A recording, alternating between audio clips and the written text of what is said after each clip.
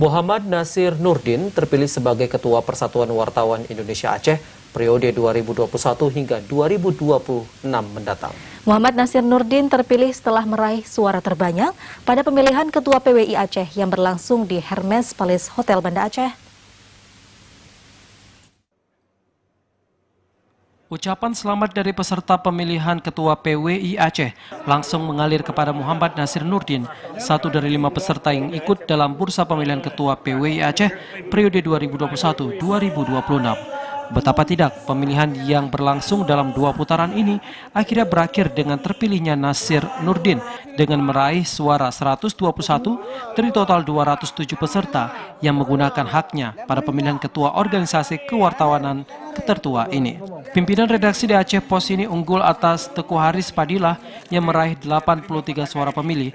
Nasir Nurdin dan T. Haris Fadilah merupakan kandidat yang masuk dalam putaran kedua pemilihan setelah unggul atas 3 calon lainnya, masing-masing Iran Danovandi, Imran Joni, dan Azhari.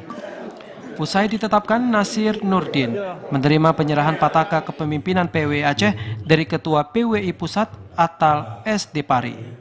Selain menyampaikan terima kasih atas kepercayaan yang diberikan, Nasir menyatakan memperkuat hubungan PWI di seluruh Aceh merupakan program kerja pertamanya setelah terpilih.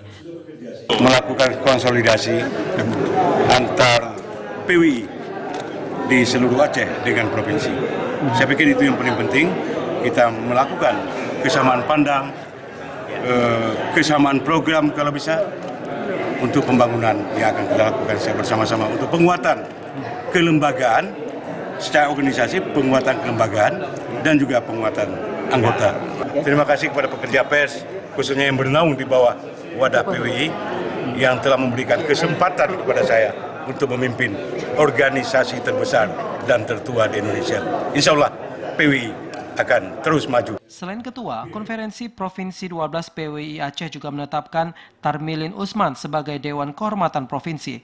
Mantan Ketua PWI Aceh ini unggul dengan perolehan 107 suara atas Aldin Nenggolan yang meraih 101 suara. Dari Banda Aceh, Arman Konadi, TVRI melaporkan. Konferensi